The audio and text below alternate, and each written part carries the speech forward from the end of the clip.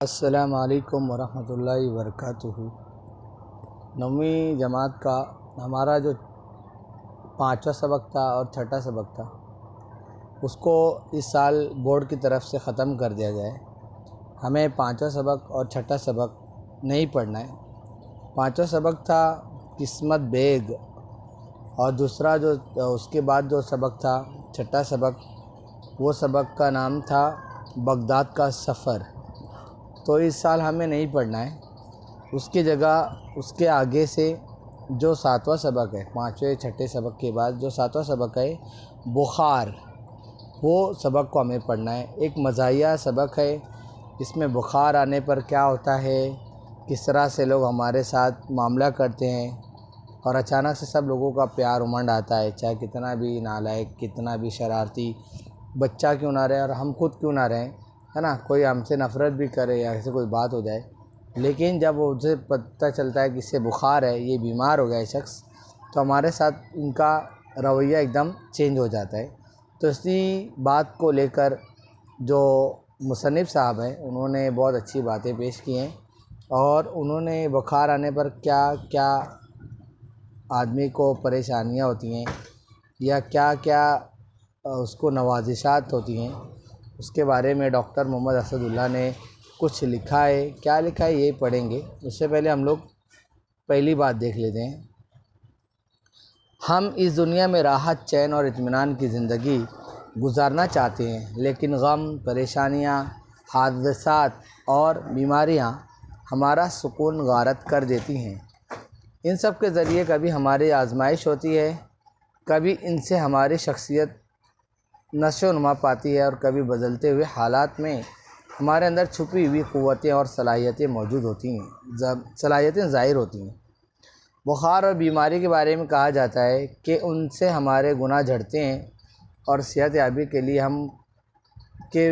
याबी के बाद हम नए जोश व खरोश के साथ ज़िंदगी की दौड़ में शामिल हो जाते हैं, है ना। बुखार है, बीमारी है ना। हमारी इस्लामी शरीयतें कहती है हमें, है ना, ऐसा बोला गया है कि यार आदमी बीमार है, बुखार है, तो अल्लाह ताला उसके गुनाहों को क्या कर देते हैं, माफ़ कर देते हैं। बीमार और जिसको यानी बीमारी में मुब्तला शख्स है उसकी आगे देखते हैं। हम जान पहचान में इस सबक को जिसने लिखा डॉक्टर मोहम्मद असदुल्लाह ने, उनकी जान पहचान के बारे में थोड़ा सा देख लेते हैं। क्या है, कौन है, कहाँ से ताल्लुक़ रखते हैं। मोहम्मद असदुल्लाह 1958 में अमरावती ज़िला के एक कस्बे वरुड में पैदा हुए, है ना। अमरावती महाराष्ट्र का एक ज़िला है, अमरावती विदर्भ की तरफ एक कस्बा था, छोटा सा गांव था, वरुड में पैदा हुए। जूनियर कॉलेज की मुलाजमत से सबकदोश होने के बाद से नागपुर में सकूनत पजीर हैं। उन्होंने इंशाइया के मौजू पर डॉक्टरेट की डिग्री भी हासिल की। मराठी के मज़ाहिया अदब के तराजिम और बच्चों के अदब पर मबनी उनकी किताबें शाये हो चुकी हैं।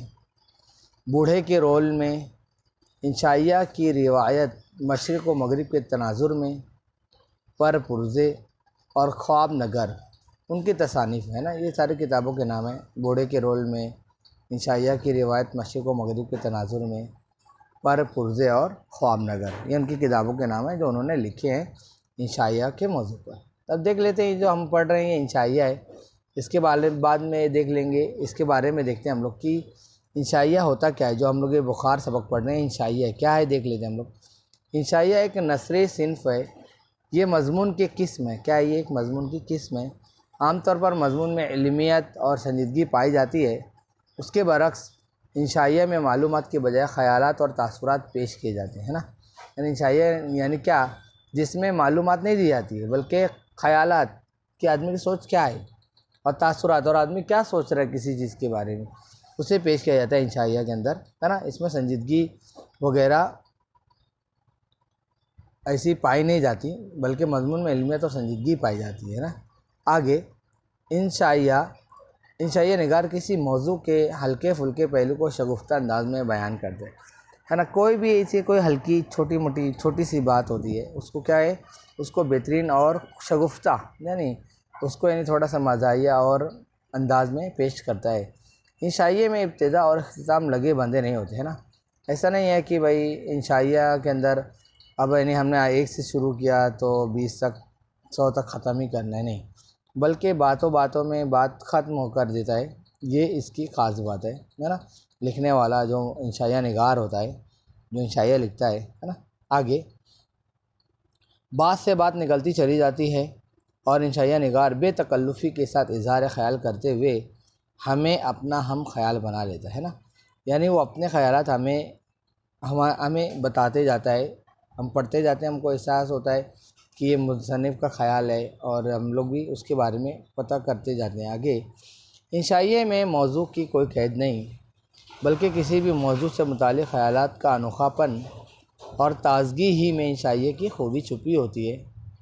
आम तौर पर लोग चीज़ों को जिस तरह देखते हैं, एक इंशाइया निगार बिल्कुल अलग ज़ाविये से उन पर नज़र डालता है। चीज़ों के बारे में आम लोगों और इंशाइया निगार के ख़यालात मुख्तलिफ होते हैं।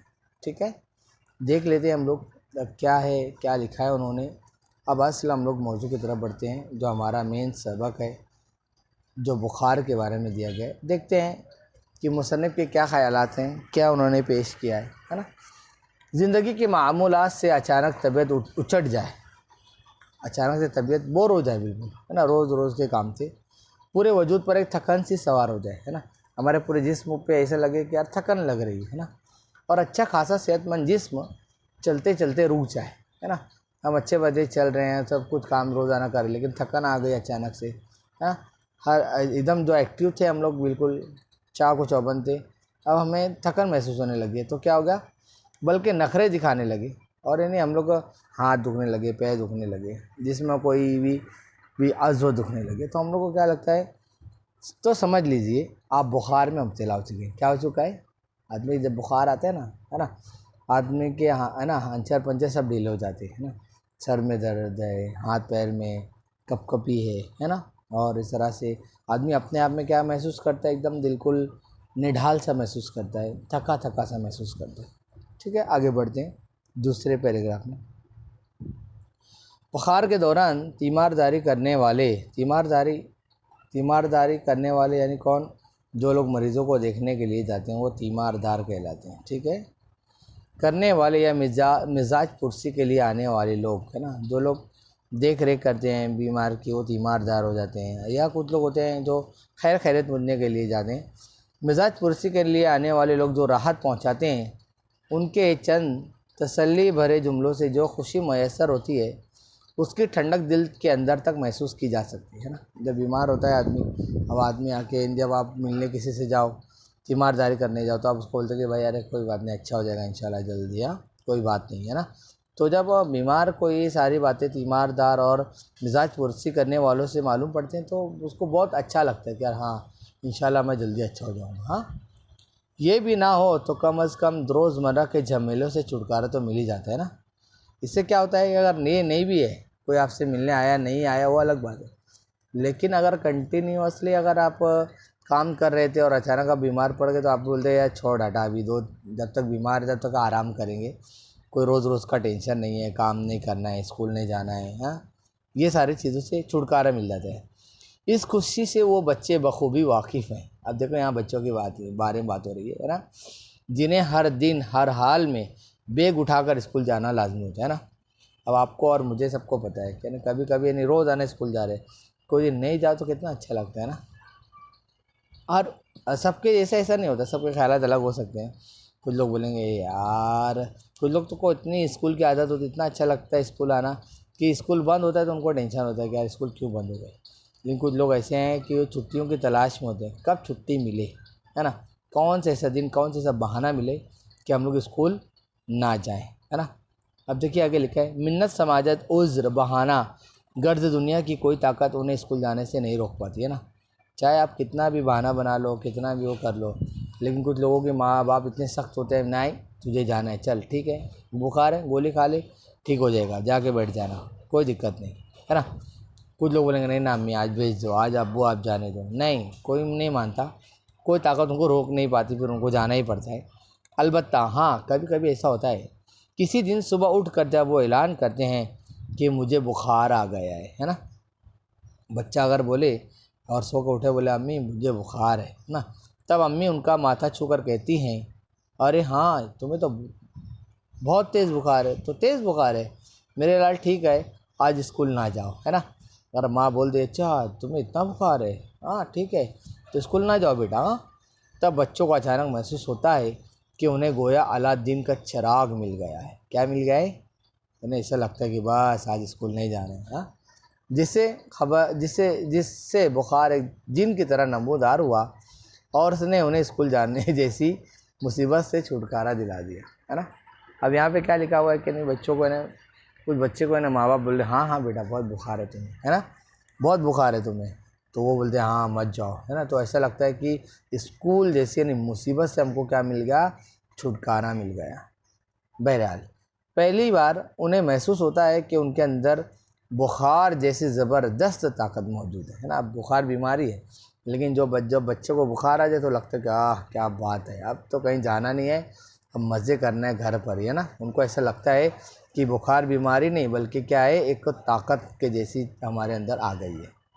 ठीक है, दूसरे सफ़े पर आते हैं।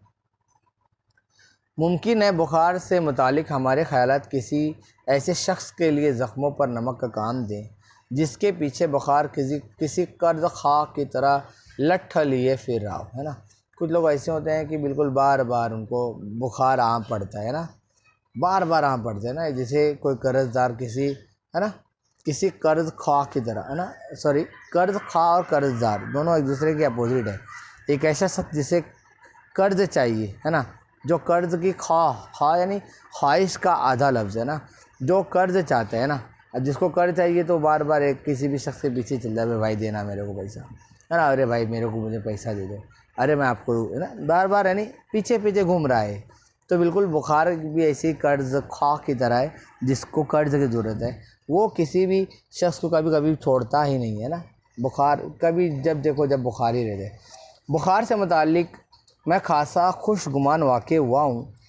बचपन बीते एक अरसा हुआ, दो एक मरतबा से ज़्यादा हरारत से तपते हुए किसी बुखार के नरम हाथों ने मेरे माथे को छू कर नहीं पूछा कहो अब तबीयत कैसी है ना। यानी अब यानी अब माँ बाप वैसे यानी अब कभी बुखार यानी बचपन से एक आधी बार ऐसा हुआ होगा, यानी अब उसे बुखार वगैरह आता नहीं तो कैसे अम्मा अपने नरम हाथों से हमको हमारे माथे पर हमारे गर्दन पे हाथ रख के बोले कि अच्छा बताओ कैसी तबीयत है ना। अब वो चीज़ नहीं है। बुखार मेरे नज़दीक एक दिलचस्प तजुर्बा है ना। अब वो क्या बोल रहे हैं कि बुखार क्या है, मेरे नज़दीक एक दिलचस्प तजुर्बा है। अब देखो क्या क्या कैसा तजुर्बा होता है, देखते हैं। क्या आपने कभी गौर किया है कि बुखार किसी मेहमान की तरह आता है? किसकी तरह आता है? अब बुखार की मिसाल मेहमान की तरह दी जा रही है ना। बुखार किसी मेहमान की तरह आता है और 3 दिन से ज़्यादा नहीं ठहरता। कितने दिन से ज़्यादा ठहरता नहीं बुखार। हाँ, अक्सर ऐसे ही होता है कि 1 दिन 2 दिन 3 दिन, बस से ज़्यादा आमतौर पे लोगों को बुखार नहीं होता।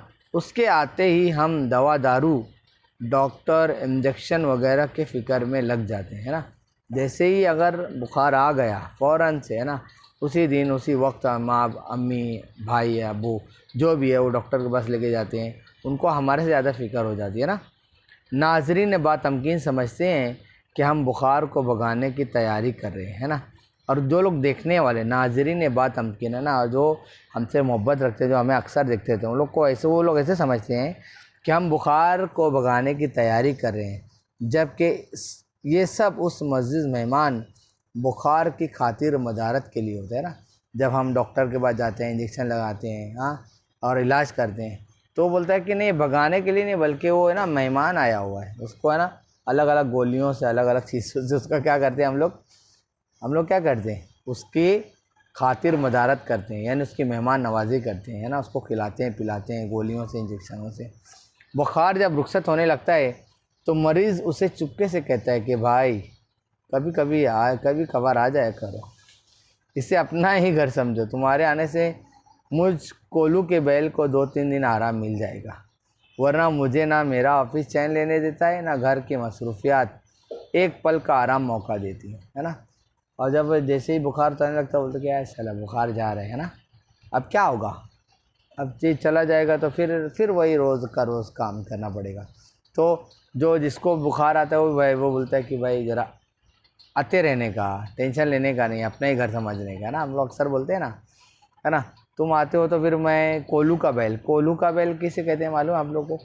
कि वो बैल जो आपने गांव वगैरह में देखे होंगे जहाँ पर तेल वगैरह निकाला जाता है, तो एक बैल ऐसे घूमता रहता है, उसको बांध दिया जाता है और उसके घूमने को ऐसे चक्की चलती है, चक्की जो चलती है उसके अंदर से तेल वगैरह निकलते हैं, तो उसे कोल्हू कहते हैं, है ना। कोल्हू का बैल बेचारा चलते रहता है ना।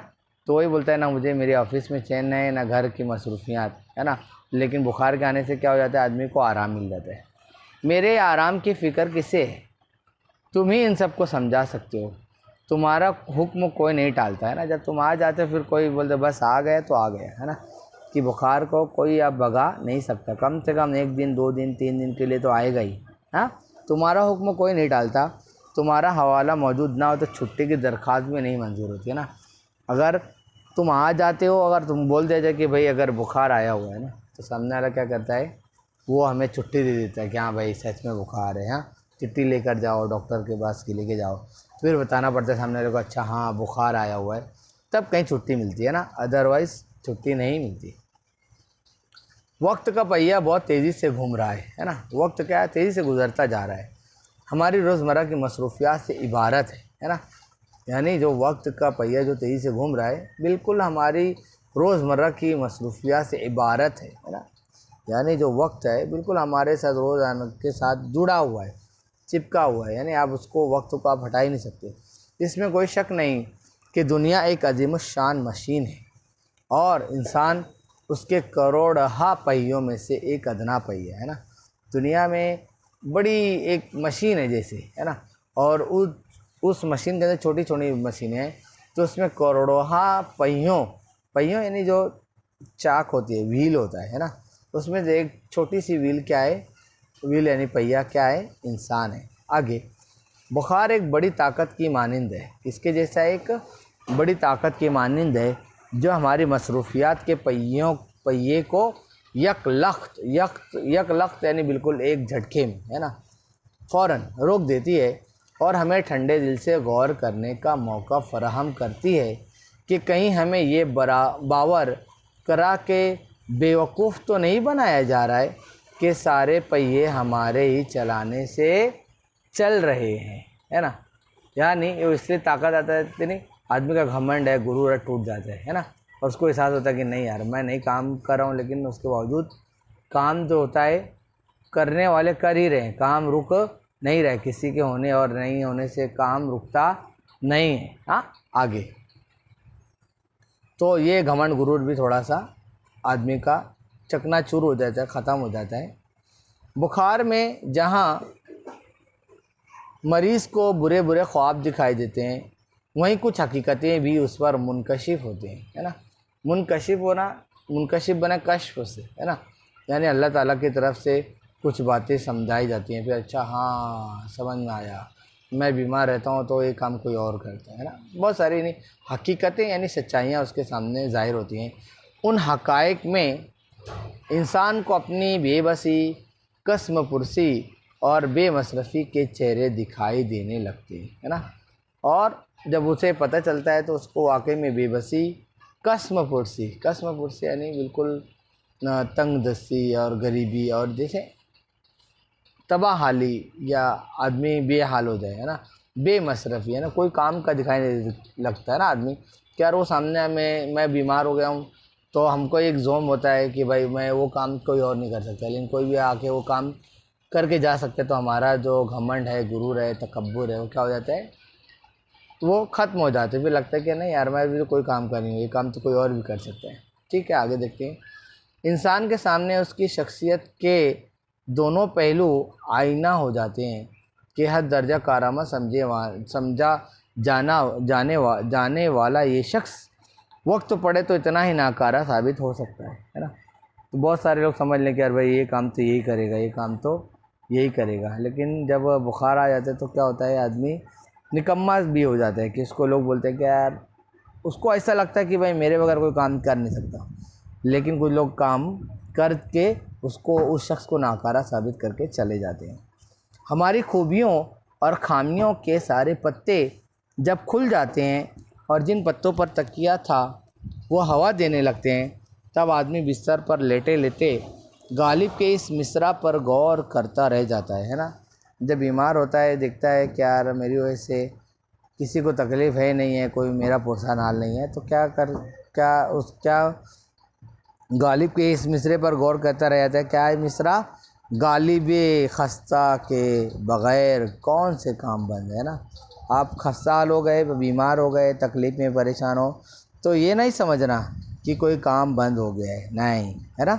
आगे बुखार के बारे में लोग कुछ भी कहें, है ना, लोग कुछ भी कहें, कुछ भी समझें, कुछ भी बोलें, डॉक्टरों की राय जो भी हो, है ना, हमारा यकीन है कि बुखार इंसान की एक अंदरूनी ज़रूरत है। किसकी ज़रूरत है? एक अंदरूनी ज़रूरत है।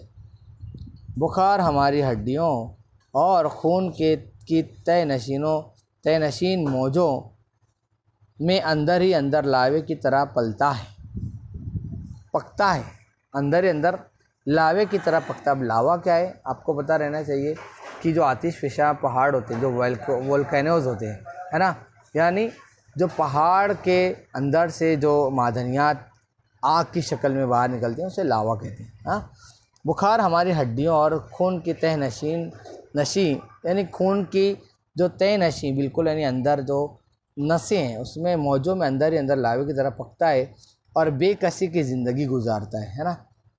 आगे हमारी शख्सियत के वो अनासिर जिनको अदम तवज्जुही और ज़माने की नाकदरी का एहसास बेकरार रखता है, जिस्म के अंदर एक जगह जमा होने लगती है ना। कभी कभी हमारे ऊपर कोई ध्यान नहीं देता, है ना।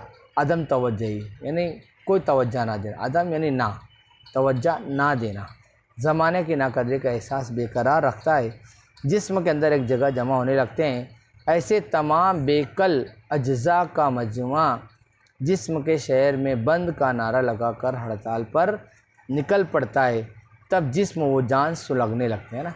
यानी हमारे अंदर जो भी एहसास महरूमी है, कोई नाकदरी करता है, या जब हमारा दिल बिल्कुल क्या हो जाता है, किसी भी बात से अपसेट हो जाता है या नाराज़ हो जाता है, दुख और दर्द में होता है, तो अचानक से हमको एहसास होने लगता है कि हमारे जिस्म और जान सुलगने लगते हैं। तो इसका मतलब है कि हमको क्या आने लगता है? बुखार आने लगता है। बाज़ औक़ात छींकों पर छींकें आती हैं, टांसिल बढ़ जाते हैं, दर्द सर हमारे पूरे वजूद का अहाता कर लेते हैं। दर्द सर, है ना, हमारे जो सर का दर्द है क्या हो जाता है, हमारे पूरे वजूद का अहाता करे ना। ये सर दर्द सिर्फ यहाँ पे दर्द होती है, लेकिन ऐसा लगता है कि हमारे पूरे जिस्म को वो क्या कर लिया है, अपने लपेट में ले लिया है। तब हमारे आसपास मौजूद लोग चौंक पड़ते हैं, दौड़े दौड़े आते हैं, खैरियत दरियाफ़्त करते हैं। अरे क्या हुआ भाई, बुखार कैसे आ गया? अपनी सेहत का ख्याल रखो, इस कदर दौड़ धूप अच्छी नहीं, वगैरह वगैरह। अंधा क्या चाहे दो आँखें। हमारे अंदर छुपा बैठा बुखार भी यही चाहता है कि कोई हमारे मेहनत व मुशक्क़त का एतराफ़ करे, है ना, ठीक है ना।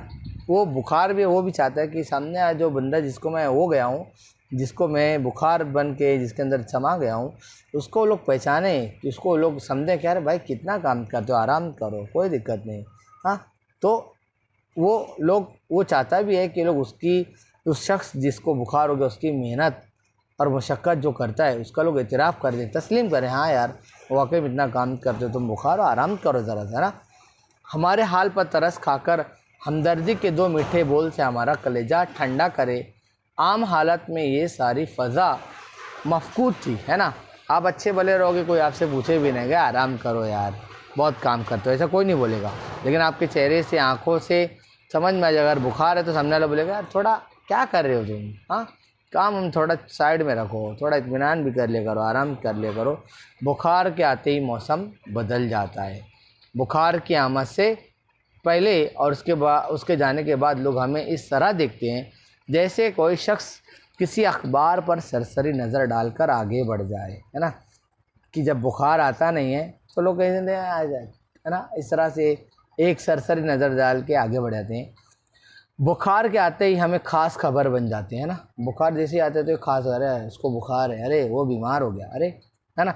ज़िंदगी का असल मज़ा तो उन्हीं लम्हात में है जब आप किसी वजह से लोगों की तवज्जो का मरकज़ बन जाते हैं ना। हमें खुशी कब होती है? जब लोग हमारे बारे में बात करते हैं, है ना, हर तरफ हमारा ही चर्चा होती है। तो ये आदमी की लालची तबीयत है कि जैसे उसके बारे में लोग बातें करते हैं तो उसको क्या होता है, खुशी होने लगती है कि अरे मैं तो फेमस हो गया हूँ। हाँ, बुखार की हालत में हमारे अजीज़ व अकारीब और दोस्त हमारे करीब आ जाते हैं। उनके चेहरे पर मोहब्बत, हमदर्दी और खैर ख़ाही के जज्बात उभरने लगते हैं, है ना। जो किसको जिससे भी पता चलता है कि फ़ला शख्स बीमार है तो उसके पास लोग मिलने के लिए जाते हैं, खैर खैरियत पूछने के लिए चले जाते हैं। इस हालत में हमसे मिलने वाला हर शख्स एक नया इंसान होता है। कोई चीज़ थी जो लोगों में छुपी हुई थी, बुखार उसे बहज़ार हीले ढूंढ ना निकालता तो वो आपको कभी नज़र ना आती, है ना।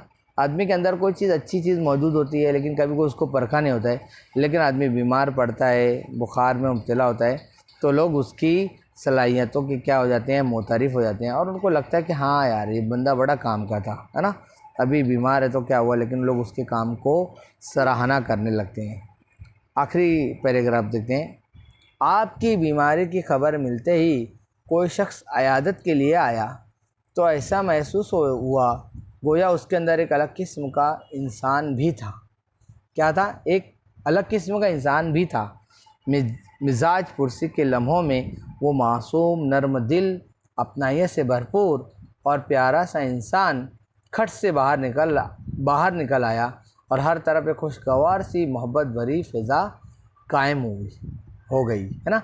अब लेकिन जैसे आपकी बीमारी खबर मिलती है, कोई आपके पास आता है और आपको फिर एहसास होता है कि यार वाकई में यार ये आदमी कितना अच्छा है, मुझे देखो पूछने के लिए आया हुआ, और उसको ऐसा एकदम अपनापन लगने लगता है कि यार जो उसके मिलने के आदत उसको ऐसा लगता है कि भाई क्या इतना अच्छा इंसान है जो मुझसे मिलने के लिए आया हुआ।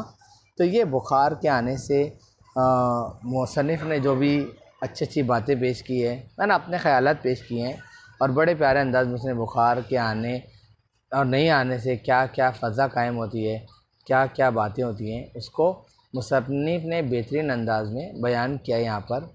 आगे इंशाअल्लाह अभी ये 7वां सबक ख़त्म हुआ, इसके बाद 8वां सबक रहेगा। ये ख़त्म हो जाएगा इंशाअल्लाह, उसके बाद मैं फिर आप लोगों को लिखने के लिए काम दूँगा। तब तक के लिए अपना ख्याल रखिएगा। अल्लाह हाफ़िज़। अस्सलामु अलैकुम वरहमतुल्लाहि वबरकातुहू।